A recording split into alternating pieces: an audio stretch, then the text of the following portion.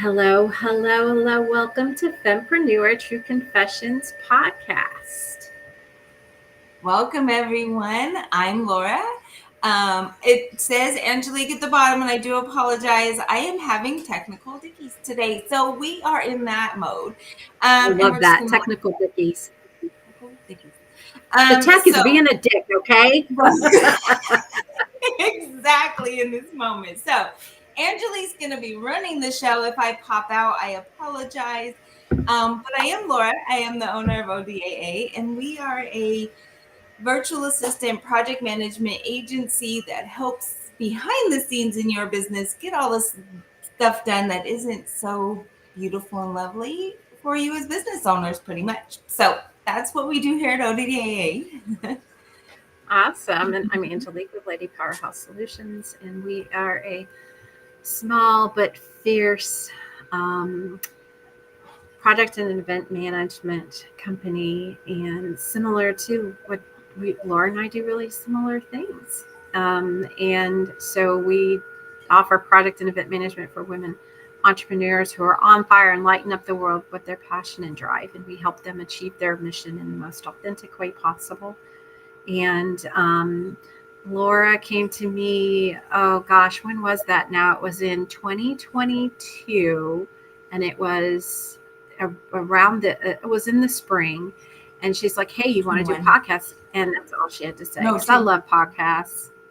And so that's how the podcast came to be. And we are here to create a community of women to help empower each other and lift each other up and grow a sisterhood that believes in the abundance mindset, sharing our struggles and helping each other rise to our highest potential.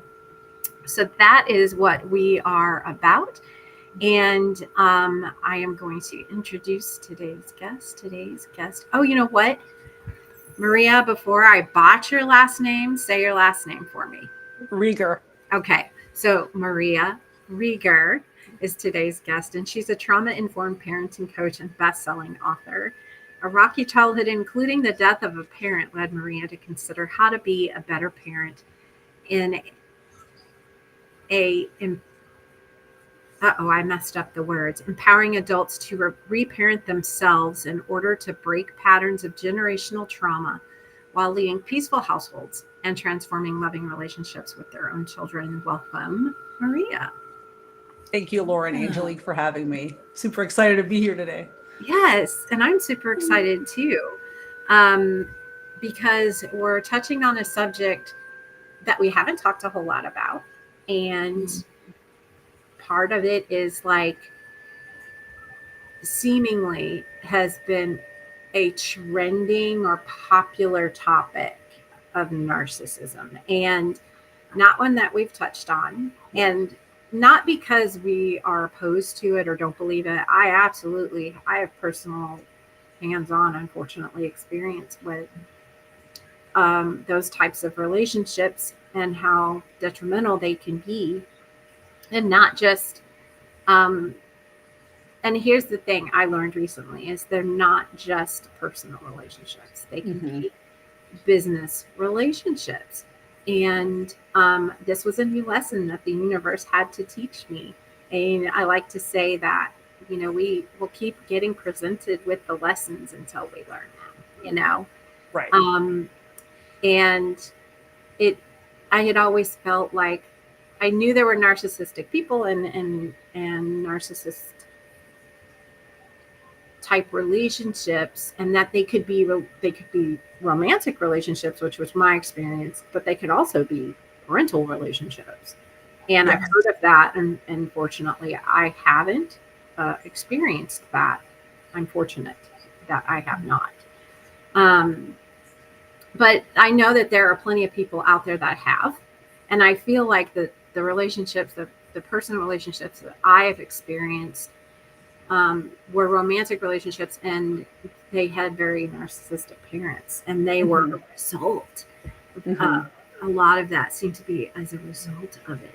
Right. But today's title is about boundaries as a gateway to abundance. And that is because I feel like by creating and maintaining healthy boundaries for ourselves, that this is what brings us the abundance that we so often seek, and not just a financial abundance, but also abundance in our spirit, in our peace, in our the way that we live and how we live. Abundance in all areas of life, emotionally, physically, mentally, all the things, spiritually, even, right? Yeah. Even if more so. So,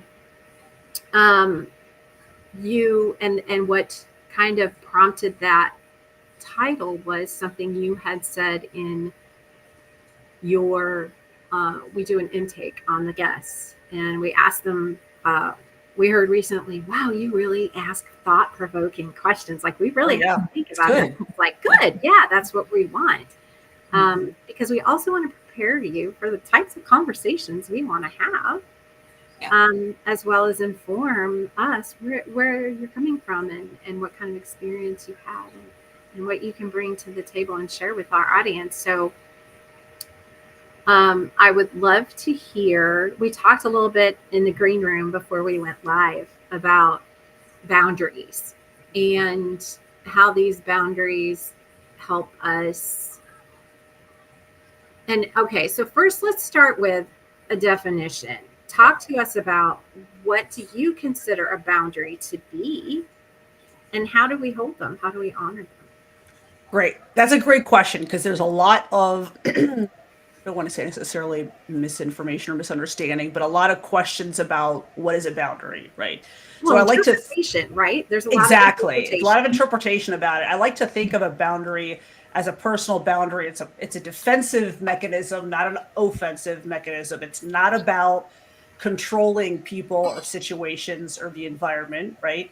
It's not about that. So, and it's not about limits and rules necessarily. I as you said, I coach parents, and I'll hear parents tell me, "Oh, my kid doesn't acknowledge my boundaries. Like I set a limit, like you have to turn all your screens off at 9 p.m." And I say, well, it's an appropriate limit. It's an appropriate, and reasonable rule, not a personal boundary, though. And kids need appropriate and reasonable rules and limits, but it's not a personal boundary for the parent. Now, it may be linked to a personal boundary for the parent. I mean, I think probably all parents, myself definitely included, have experienced situations where we've reiterated the rule, the household rule, like screen time, and your kid pushes back and you say, "Hey, I said no, please stop pressuring me," and they continue to badger me. Now it's becoming an issue of a personal boundary, because you said, "Hey, if you continue to ask me the same question I've already answered 3 times, I'm going to leave the room." That's a really good example of a personal boundary. Like, now somebody is encroaching on your freedom, if you will, on your personal limits, and you've given a consequence. And it's not about controlling the other person. "Hey, I don't want you to talk to me like that." Even if even if your statement is appropriate, it's, "Hey, if you continue to badger me or ask me that question, I will stop engaging with you. I will leave the room." Things like that. So that's how I like to think about it. It's your personal bubble, if you will. It's your personal defense fortification. And it's essential to learn what a boundary is, learn how to state it and reiterate it, and state a consequence when someone violates your boundary, and then follow through on the consequence. That, because we have all come in contact with people, sometimes people very close to us, as you kind of mentioned, Angelique, in personal relationships, that don't respect our boundaries, that try to wear us down repeatedly, and wear our energy down until we give in to what they want, because we're so exhausted. So you need to give yourself, part of this exploration is giving yourself permission to enforce the consequences, which may be less contact or even no contact. If somebody repeatedly stops enforcing your boundary, or repeatedly, does not respect your boundary. I read this really good book on adult children of emotionally immature parents by Lindsay Gibson. Great book. It's great, isn't it? And she's also written a book recently on how to detach. And I heard her speak recently, and she said that she does not advocate no contact necessarily. And she says she recommended constantly restating your boundary, and with the hopes that the other person will eventually respect it. But many times, if you don't, they don't respect it. And if you don't state and enforce a consequence, such as limited contact or no contact, they're not going to respect it. So you have to be prepared to, put in place and then follow through on those consequences, even if it's with, parents or significant others, friends, coworkers. Could be harder with coworkers because you're accountable to a job, so that's a little tricky sometimes. But yeah, it's essential that you have a plan. And sometimes when we're in the heat of the moment, and if you're easily triggered like me, and Angelique and I are both Gemini Sun people, we kind of live on our nerves. We're sometimes easily triggered. At least I am. I'm a high anxiety person. I have to like form a plan ahead of time. If this happens and I'm not respected and my boundary is not honored, I have to say this, and then I have to do this. I have to think about it ahead of time, so that when I'm in the heat of the moment in the situation, I don't just give in, because sometimes, especially if we've had trauma in our childhoods, we tend to disassociate, and then later we think, what happened? Why did I act like that? Yeah. Well, because I was triggered. How can we translate this from a personal boundary to a business boundary? Or not that we don't have personal boundaries in business, we most certainly do and should. But it's sometimes it's a little hard to do that translation from a personal relationship to boundary, to a work relationship boundary, and how that looks and feels and how it's different. Sure. Can be more challenging in the work environment. So if you are an entrepreneur, if you're the business owner, and the issue is with the client, you may have a little more control over your interactions and your business relationship with a client. It may be, depending on what the boundary is, you got to tell them, explain to them and communicate to them what the boundary is, such as I'm only available during X time and X time. And that if they contact you outside of those times, do not respond until your available time. That's one example. And you have to essentially train people. I told you I'm not going to respond unless it's between 9 to 5, for example. So those are, I don't want to say easy, but it's a little more clear cut. And depending on the nature of the boundary violation, you can also decide that you cannot work with a client. I'm not able to provide you the services you need, for example. Trickier because you want to protect your business reputation. But if you're spending an inordinate amount of energy dealing with this client and you don't want to be, that's something you have to consider, because less energy you have now to devote to your other clients and your family and yourself. So yeah, it can be trickier. So then if it's a workplace situation where you're both employees, and not necessarily management, you're going to have to be clear. Like, well, I'm scheduled to work these times. I'm not going to, answer communications outside of these times. And Angelique and I were talking back in the green room before we went live about how during COVID, this really got muddled because almost everyone was working from home. And there was this mentality that, well, you're available 24/7, at least for some people, you're available 24/7 because you're at home 24/7 and you have your laptop. No, but I'm not available 24/7. I have a family. I'm human. I'm not a robot, right? I get to have rest and downtime too. So it's a lot of the times it's about training yourself and training other people. Turn your laptop, your work phones off after whatever 5 p.m. or whatever your stated end work time is going to be. Don't check them till the next day, right? Unless there's some prearranged emergency or something. Things like that, and that'll train yourself and train the other coworkers or supervisors that you're not reachable outside of business hours. So it's a matter of kind of setting expectations. So, and then we could talk about a lot of different other things, like at work, there was a time when people kind of automatically assumed I was going to schedule meetings if I was on the team because I was really proactive. And I had to dissuade them of that. Like, it's not my job only to schedule meetings. Any one of us in the team can schedule meetings, right? So I had to be not as quick to, I'll do that. Oh, why are you asking me to schedule the meetings?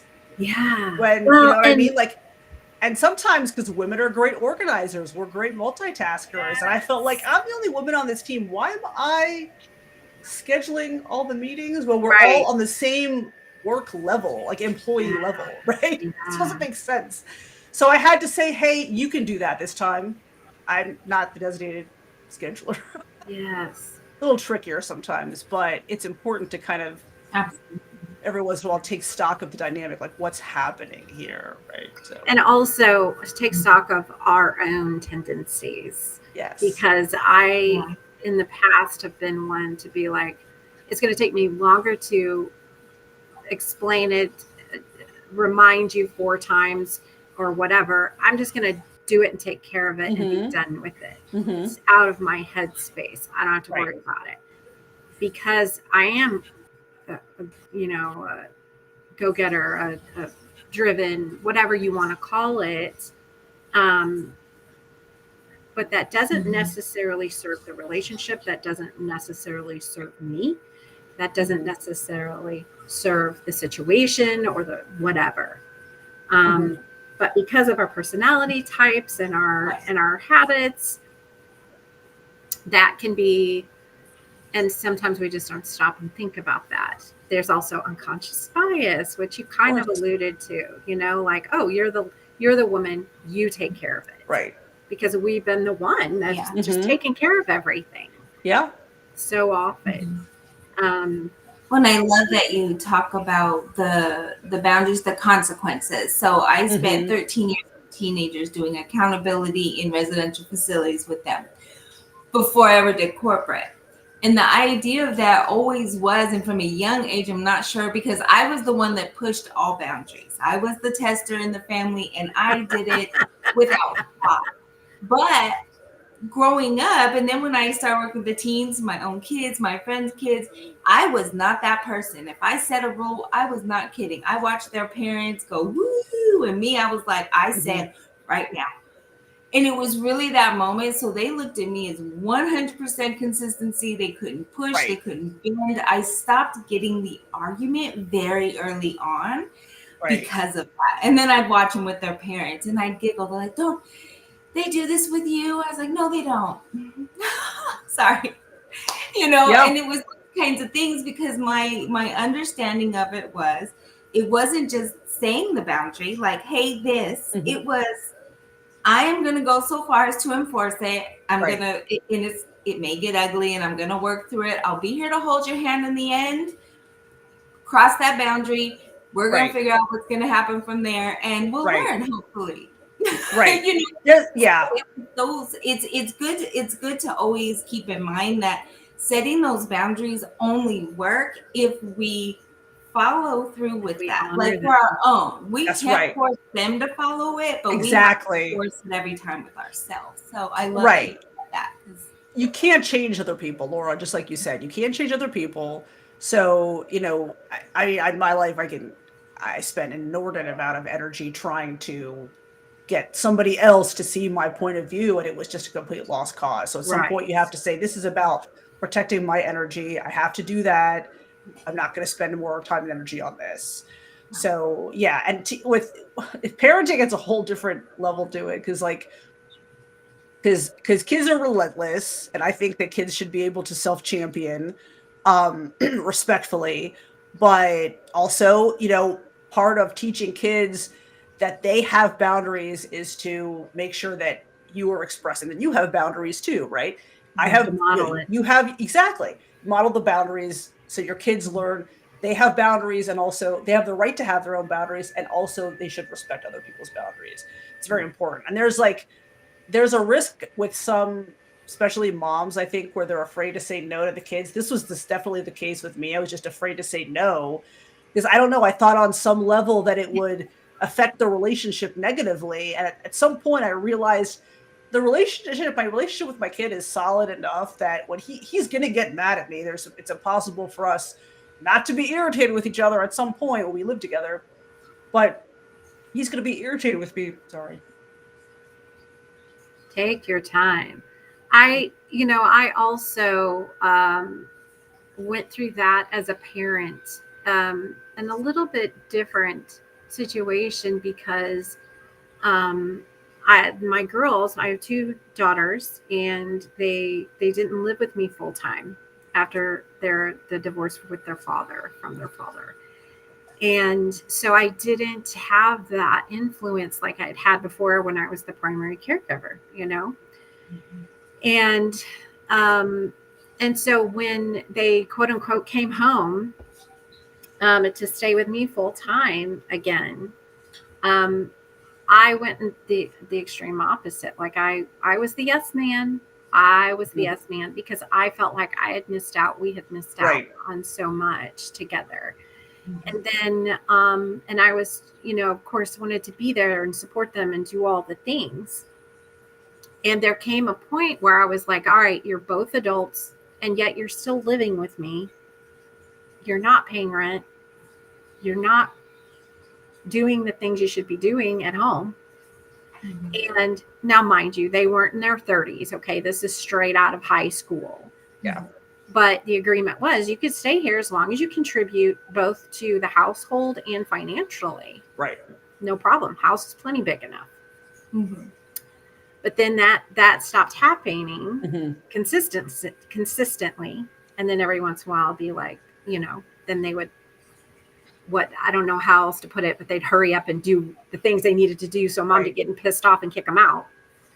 And this went on for a good long time, over a year. And I finally came to the realization, and it was a rough one. I cried that I am not helping them. Yeah. I'm enabling them to learn to do something that is not healthy. This is not a healthy behavior. This is not something that is respectful to me or my husband at the time.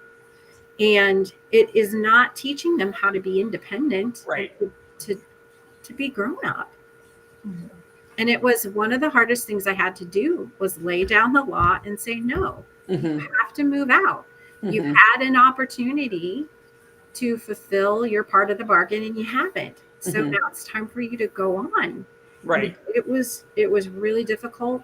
They both got very upset with me.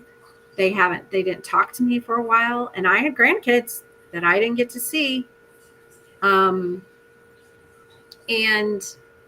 now they don't call me when they need something, because they can take care of themselves. Right. And that to me is parenting success. Was I mom hell to the no? No. Sure. But if I drop dead tomorrow, I know they're going to be okay. I don't worry about them, you know, ruining themselves financially or doing something stupid and me not being there to bail them out. I don't have to bail them out anymore. Yeah. Yeah. I mean, part of the... Go ahead, Laura. We used to make jokes in our house, and I know Angela's heard this, but the joke in our house always was, is call me if you need anything and make sure you have bail money. So it was a funny joke and it was hilarious, but my mom, it became very serious. It was one of those, don't call me if you find yourself in trouble. If you find yourself in trouble, you are going to need to figure this out. And it was really just that. She's like, I'm not responsible for you, you know, in Colorado, 16 and all that stuff. So carry bail money, have what you need, do what you need to do, you know, make sure you call and you have a way to save yourself for whatever trouble you've decided to find yourself in. And that for us was twofold. One, no more trouble, you know, like get yourself out of trouble. And that was the big lesson in it. But the realization of she wasn't going to save us. And knowing my mom, I knew that was a fact. Like, okay, yeah, we learned early on that if she said it, it was real. So it's funny that those little things that stick are one of the most responsible. I've spent a lifetime ensuring when I'm out in public, I'm not going to do anything to get my ass arrested. I'm just not. Because as tempting as that may be sometimes. You know, it's like it wasn't the you shouldn't do this and steal and it's bad and this and that. It wasn't good or bad. It was you're going to have to figure out the situation that you put yourself into. And that was simple. And so we didn't learn right from wrong or good from bad. It was one of those, do I want to deal with this situation? Sure. Yeah. You know, laying in the bed you made. Yeah. Sort of. Yeah. There's no, you know, I don't think we should protect kids from consequences. And there's a lot of overparenting. There's a great book on it, Break Free from the Overparenting Trap. I forget the name of the author now, but she talks about this, is that the tendency to do everything from the kids and protect them from consequences. I think natural consequences are the best teacher. So I'm not big on punishment. I don't think it's a motivator. But I don't believe in protecting from consequences. If you don't study and you get a bad grade, that's your consequence and that's on you, right? If you need help studying, if you're having issues with distractions, we can address that, right? But the responsibility is with you. And it's consequences is a great segue into what are the consequences of boundaries, positive and negative, because really that's what we're talking about is as boundaries as a gateway to abundance. Right. So I'd love to hear, like, what is something, first of all, how you learn this, right? What lesson taught you this valuable takeaway? And is there a time that you've experienced where you set a boundary, whether in your business or personal life, and then out of that came this abundance? Sure. So I unfortunately had a narcissistic parent as a child, and my boundaries were never respected. My physical boundaries, my emotional boundaries, I'm an introvert. I needed space in my own room. Like after the school day, that was not respected. I was called selfish. I was called antisocial. I was called all these things. I was not validated as a separate human being, right? I was not allowed to say no. I was not allowed to have personal preferences. That's why I'm so big on self-championing with kids. Like, my kid can say no to me respectfully. That's fine. If he cannot say no respectfully to me, who can he say no to? Right? As long as he's respectful, he can say no. And then we'll have a conversation about why he doesn't want to do things. Now, I don't set arbitrary rules at home. As I tell my kid, I don't like rules. I like freedom. The rules we have are for reasons. It's not because I like rules. It's for health. It's for safety. It's for these things. Right. Anyway, getting off topic. But, right. So the consequences, you asked Angelique about the consequences for boundaries. So anyway, as an adult, I had very poor to non-existent boundaries. I felt like I couldn't say no at all. I'm embarrassed to say how old I was when I one day thought, why am I doing this if I don't want to do this? Why am I saying yes to this if I don't want to say yes to this? Right. So I thought, wow, like I have dominion over my own life. Like I don't have to do anything I don't want to do. Epiphany, right? Right. And if people get upset with that, that's too bad. That's not my problem. Nobody gets to tell me what my boundaries are. Right. That's the other thing about our personal limits. Nobody gets to tell us what they are for us. So yeah. And as we kind of hinted at earlier, people that don't respect your boundaries, you can spend so much energy just constantly reiterating your boundaries. And eventually that depletes your energy for other things. And that's the realization I came to. I was exhausted from maintaining boundaries with somebody personally in my life. Poor thing. So Maria said before we came on, she's getting over some kind of, what was it? Sinus? Yeah, cold. Allergies. Yeah, cold. And so she's struggling with some coughing here. So that we're taking pauses to give her Thank space. You. Thanks, Yeah. No worries at all. I'm a lifelong allergy sufferer on top of that. So, right. So at some point I had to severely limit contact with my parent. And that freed up a lot of my energy. And that's the key is like, if you are finding yourself exhausted, you're going to have to make a decision about the level of contact you want to have with a certain person. You're going to have to. And you're not necessarily happy about that. I mean, it's not like, no, now you're all happy, but you will have some peace because there is a sense of relief. Right. Absolutely. Yeah. There really is. I recently, like I said, experienced that. And like, as soon as I made that conscious decision, okay, I have to break contact. I have to, or limit contact. And I had this sense of relief wash over me, and immediately, mentally, it changed my mental landscape. I was like, Mhm. and when we are making decisions, when we are working in our zone of genius, um, we need that mental space and clarity and peace. Because if you're making decisions from a place of fear or exhaustion or aggravation or just energy depleted, your decisions aren't going to be the best. Absolutely. And you're not going to be able to show up as a parent either for your kids, right? And that's an issue I had is I was spending so much energy on this being codependent, right? That I wasn't being able to give enough to my son. And I thought, this is not happening. My relationship with my kid is not going to be affected because of this. So yeah, you have to, it is like a release, like you said, because you're essentially giving yourself permission to do that. And as my therapist told me, if you feel selfish about it, you're on the right track. Because so many of us are self-sacrificing. Yeah. And we feel selfish about that. My therapist said, if you feel selfish, that means you're on the right track. I said, okay, good, because I feel selfish. So that's one of the abundance benefits, right. is an abundance of peace of mind and abundance of mental clarity and mental space.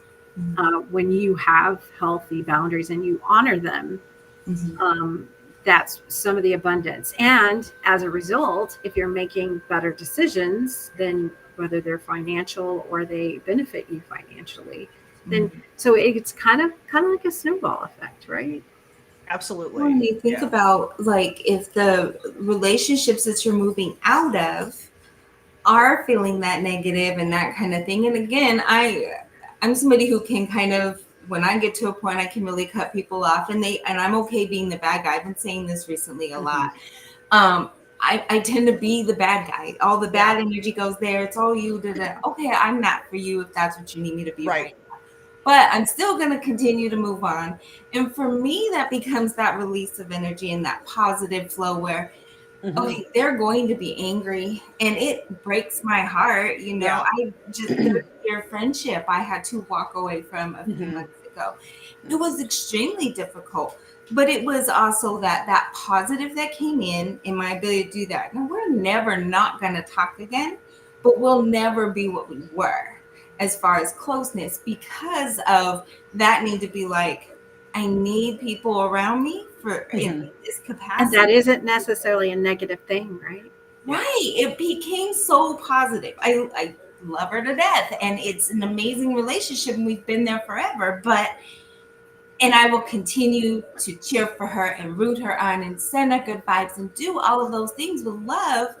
But it is me moving on, knowing that that's not somebody I will necessarily be able to turn to in the future for what I need.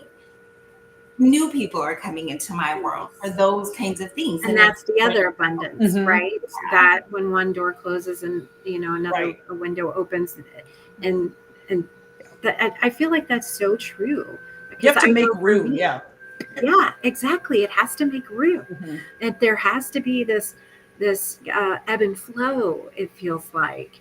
And because as soon as I did go, okay, that it's never an easy, can I say that? It's never an easy decision. Yeah.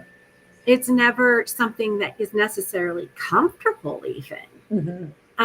Sometimes it is at first a very, I'm sure about this decision, but so often, as is the case with narcissistic and the trauma bonds and things like that, there is this, now I think, a week later, I'm like, oh my God, what have I done? Or a day later. Absolutely. Yeah. That's the push-pull is a big part of the trauma bond. Yeah. But you need to get that distance.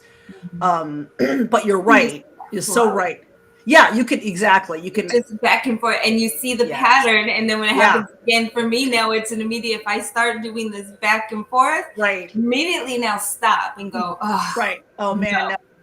Well, it's good that because you have that clarity now that you can realize that. Yeah. Yeah, some of us get that later. Yeah, so right, exactly. Like you have to get detachment to be able to try a little more objectively. None of us are 100% objective, but to try a little more objectively to see the situation for what it is, and then decide, like you said, kind of detach with love. And you don't have to be happy about it, and you have to give yourself room and time to grieve too.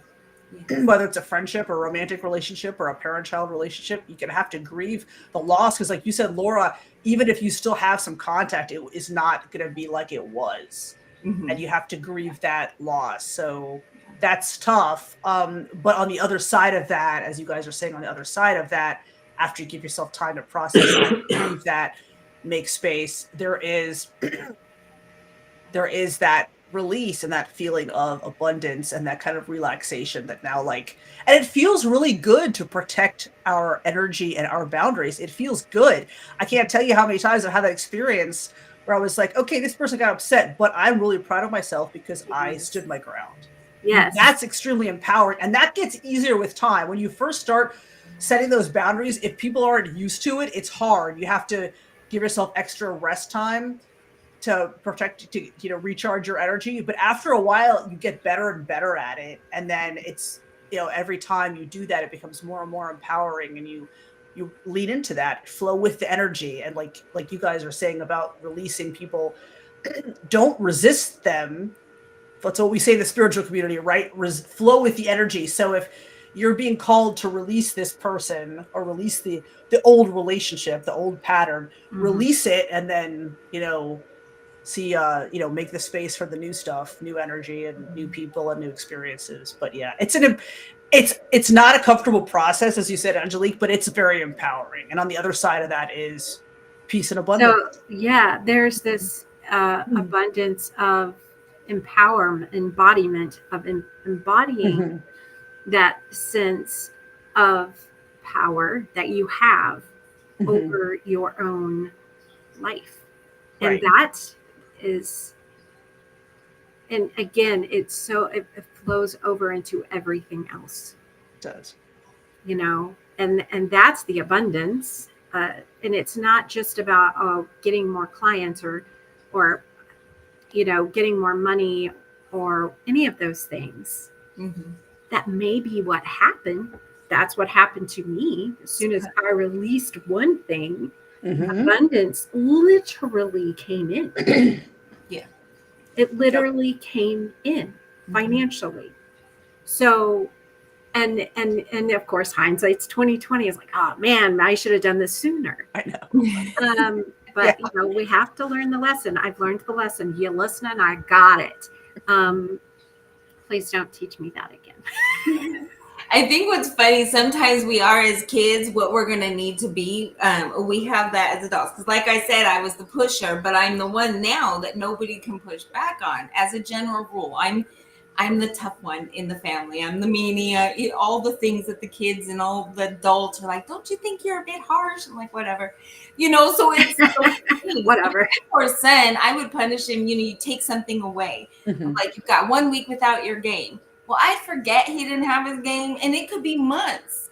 And he wouldn't say anything because he wasn't supposed to say anything. So he knew at that point, if he got in trouble, it could definitely be way past the thing, right? Yeah. So that was unfortunate ADHD brains in our house. So we forgot he was in trouble. Like, he didn't have it. And it was just one of those things. So we learned that way, but we giggle because I was the push as a kid. I'm the one that could convince anyone of anything, and I would not stop. Well, now when people come at me that same way, I'm very clear of how bad that was as a kid and how much I was able to get away with, because people were finally just like, give it to her, so shut up, kind of thing. Yeah, when you're a kid, you do what works, and if that worked, you'll continue to do it. Yeah, so I had to learn for myself. Yeah, my son. Look, I'm not always the most consistent parent. That's one of the legacies of the Gemini hallmarks. The Gemini parent. I'm not always consistent, and my son knows this. Hey, stop calling me out like that. Yeah, so he'll be like, well, maybe she'll change your mind. I'll ask later. Sometimes I do change my mind, but it's because, I've had time to think about this. Yeah. And I said no, but we can do it if X, or if X were to happen, or here's another way we can accomplish Oh, that's what you're so asking. interesting. But so Interesting. my son has a Gemini moon. I have a Gemini sun. To us, negotiation is like breathing. I just determined that it's like breathing for us. Like he and I, we do deals all the time. We're also big into like personal finance. So I taught him about like the stock market and investing. And it's a good way to channel that natural ability he has. So, but I do have a few no bargain, no negotiation rules. And these are what they are. Mm-hmm. Those are what they are. These I will not bargain with, but everything else, almost everything else within reason, we can at least talk about. Now, I will not be relentlessly pressured about it. I'll tell him, if you keep badgering me about this now, the answer is going to be no. If you want to give me a couple of days to think about it, maybe I'll come to a different conclusion, but I don't want to be pressured right now. I hate being pressured. Mm-hmm. So that's kind of the system we've come up with. It works pretty well. He's like, smart. Tell me, well, I don't want to ask you now because you seem really irritated. Oh, wow. I told him, I said, when you catch people in a good mood, your chances of getting what you want are better. Yeah. It's the truth. If you're badgering somebody who is stressed and irritated, chances are you are not going to get an answer you want. So just remember that. Okay, you're right. Now, these are all things that hopefully, you can use to communicate in the future, right? But always important to respect boundaries. If I said no, or I can't talk about this now, don't pressure me, right? Yeah. So, Well, I feel like we could talk about this for a much longer period of time, but so Maria, you've written a couple of books, and one of the things that you've generously offered is to send the first few chapters of either one of those books to our readers, so our listeners, and hopefully readers. And so we will be dropping that link in the comments. Thank you so much. So that you can go out there and get the free chapters. And the books, tell us the names of the books again. Oh, one is Your Scorpio Child, and the other is Your Gemini Child. Yeah. And these are books for if you have a Scorpio or Gemini child in your life, but they're also good for reparenting the Scorpio adult and the Gemini adult, because part of what I work with parents on is that reparenting process, because most of the parents I work with are like me, coming from a place of childhood trauma and relearning things, so that reparenting themselves so that they can be better parents. So awesome. Got it for Tauruses. My mom and I both had Sun and Moon Taurus. Oh my gosh, like fixed Earth energy. I have a playlist on my channel on parenting Taurus kids. So if you want to check that out. All right, we'll have to do that. Awesome. Great energy, love it. I'll have to go look at that. So it's been wonderful having you with us here today, Maria. I really appreciate your insight and everything you've shared about boundaries as a gateway to abundance. And thank you. Next week we have our guest. Next week is Trixie Castro. She's passionate about empowering individuals, especially women, to excel in their business and entrepreneurial pursuits. She's a remarkable career. Over 2 decades, she founded and invested in over 50 companies across diverse industries. Her journey is a testament to her determination, resilience, and unwavering belief in the power of mindset transformation. I feel like we've touched on that a little bit today. As a visionary leader, she understands the unique challenges faced by women in the business world and has made it her mission to inspire and guide them towards success. And through her speaking engagements and mentorship, she provides practical strategies, insights, and motivation to help women overcome obstacles, leverage their strengths, and achieve their goals. I'm really looking forward to exploring that with Trixie next week. We're live on Mondays between 12 and 1 Eastern Time. And again, Maria, thank you so much for being with us today. Thank you so much. And we're going to drop the links for the books that you mentioned, your books, the free chat, how they can get the free chapters, all of your social links so they can connect with you, reach out to Maria, and connect with her if this conversation today about boundaries as a gateway to abundance intrigued you, I feel like we need to have you back, though. I really do. Oh, I'd love to. Yeah, we have to have you back on for sure. Yeah. No problem. All right, guys, we will talk to you and see you next week, Monday. That will be June 24th at 12 p.m. Eastern. Bye. Bye.